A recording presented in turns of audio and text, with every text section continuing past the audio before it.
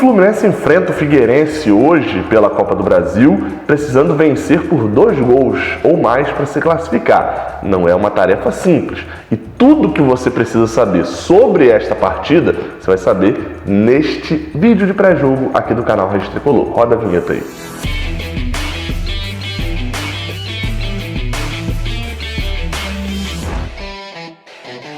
Seja bem-vindo, você guerreira de todo o Brasil e de todo mundo, aqui é o canal Raiz Tricolor. Eu sou o Gabriel Amaral, eu sou jornalista por formação e sou tricolor de coração.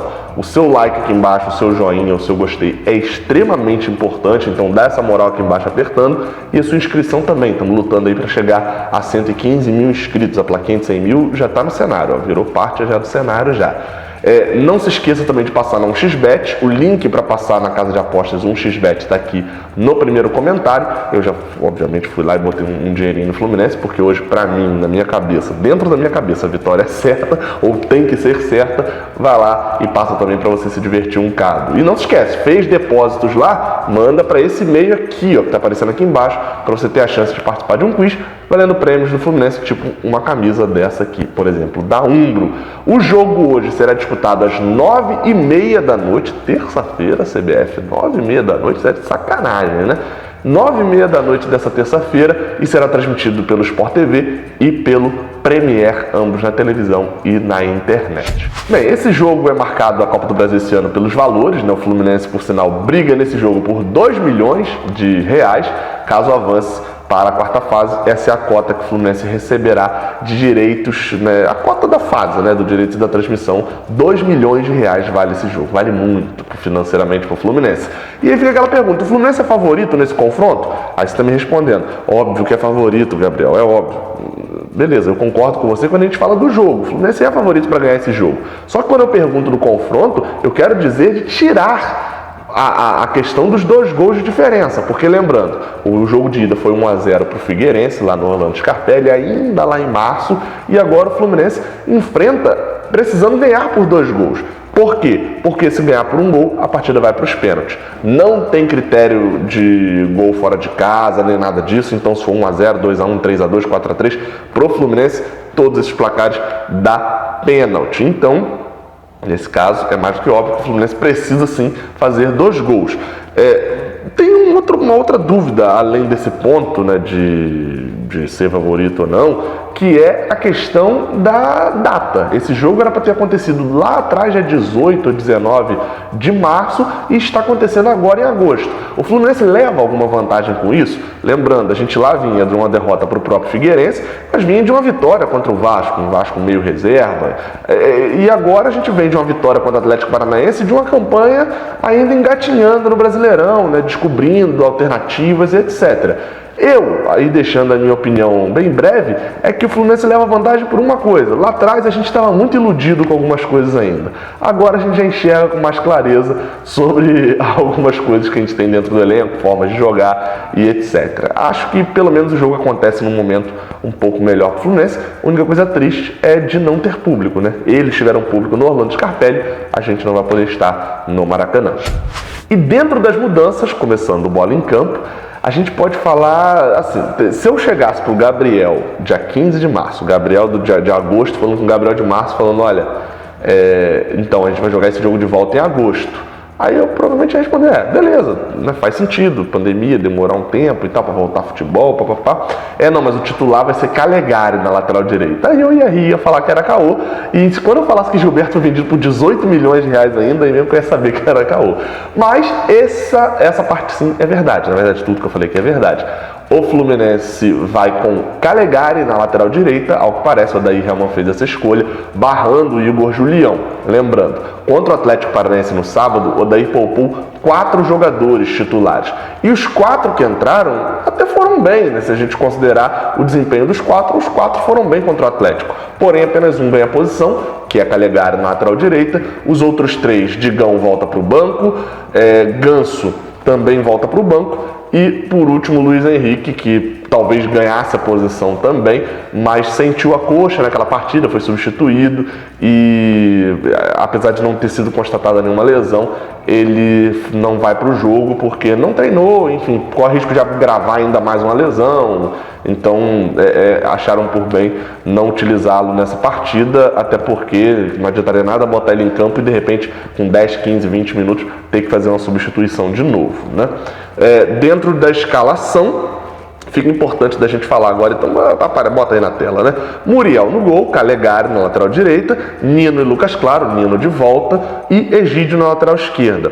A volância vem com Yuri, Dodi, aí do meio para frente tudo igual, né? Yuri, Dodi, Nenê, Michel Araújo, Marcos Paulo e Evanilson. No banco a gente volta a ter dois jogadores que são importantes para o grupo, né? Tanto o Hudson, volante do Fluminense, que era titular, tá voltando agora, você pode ter estreado Yuri titular. O Gabriel falou no giro de notícias que o Hudson estava de volta, tá de volta, mas ainda pelo mesmo motivo de Luiz Henrique, tá no banco, porque não vai começar a titular e corre o risco de com 20, 30 minutos ter que fazer uma mexida. O Hudson fica no banco. E Fred também de volta ao banco, esse já seria a reserva mesmo, de qualquer jeito, principalmente pelo desempenho de Evanilson. Então Fred no banco, Hudson no banco, um banco muito experiente, por sinal. Quando a gente olha a questão de idade, tanto por questão de rodagem, tanto por questão de idade. Porque o banco tem Hudson e Fred, como eu falei, vai ter Digão, vai ter Matheus Ferraz, Ganso. É um banco de respeito ali, até mesmo na questão da idade. Como eu falei, o Fluminense precisa fazer 2 gols, só que não é só fazer 2 gols, é fazer no mínimo 2, porque o Fluminense também precisa não tomar. Porque se for 2-1, por exemplo, ou for 2-2, o Fluminense não se classifica direto. E isso é um problema, o Fluminense não tomar gols. Porque, beleza, não tomou contra o Atlético Paranaense no sábado, finalmente. Porque dos 9 jogos anteriores, o único que o Fluminense não tinha tomado gol foi justamente naquele contra o Botafogo, a vitória por 1-0, que o Botafogo perde um pênalti. Ou seja, o Botafogo teve a faca e o queijo na mão para poder fazer o gol e eles perderam por incompetência deles mesmos. Ou seja, a defesa do Fluminense, apesar de ser um time que joga mais fechado e etc., que tem isso como algo primordial, não toma muitos gols, mas sempre toma gol. Então o Fluminense tem que entrar em campo com a cabeça de que precisa fazer 3 gols, né? Pelo menos para poder se classificar e garantir a classificação. O problema você se lembra a última vez que o Fluminense fez 3 gols? Olha, meu amigo, isso foi antes da pandemia, num 4-0 contra o Resende, se eu não me engano. Porque vem Resende, aí vem a derrota pro Figueirense, vem o 2-0 no Vasco, e aí depois quando a gente volta a gente já não faz mais 3 gols no mesmo jogo. Ou seja, o Fluminense vai ter que resgatar o ataque daquela época com uma consistência defensiva do jogo contra o Atlético Paranaense para poder se classificar contra o Figueirense, né? Porque como eu falei, é óbvio que é favorito para ganhar o jogo, só que tem que botar esse favoritismo em campo e se classificar no confronto. Um último ponto ainda sobre a questão da experiência, né, que eu tinha falado, a questão dos pênaltis.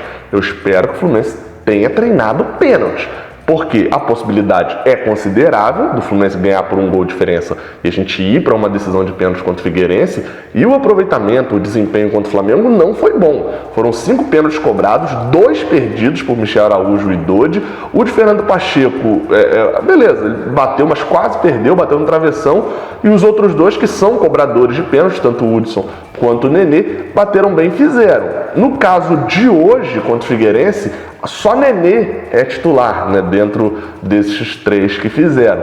E realmente o Fluminense tem um ótimo aproveitamento em pênaltis no ano e tal, mas todos cobrados por Nenê. Então a gente tem um ótimo cobrador dentro da equipe titular. Você pode até considerar Egídio. Egídio batia no Cruzeiro, né? Na época que estava no Cruzeiro ele batia, não bateu contra o Flamengo, mas batia por lá e fez gol. Até acho que na final da Copa do Brasil ele bate e faz.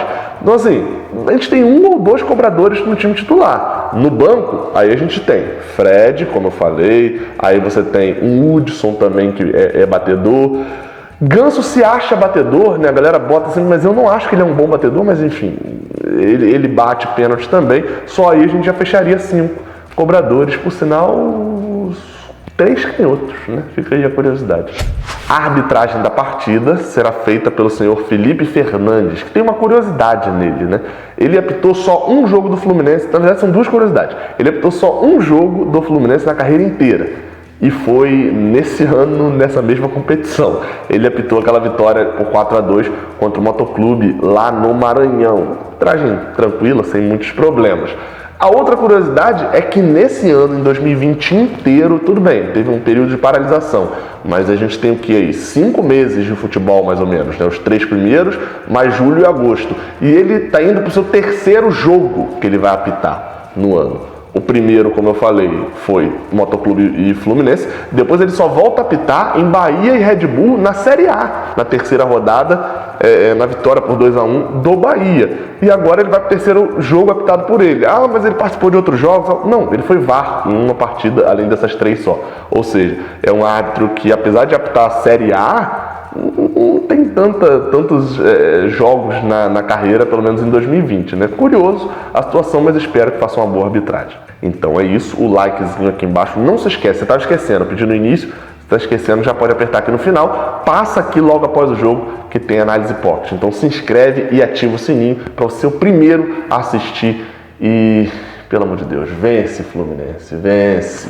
Saudações tricolores, até a próxima, valeu.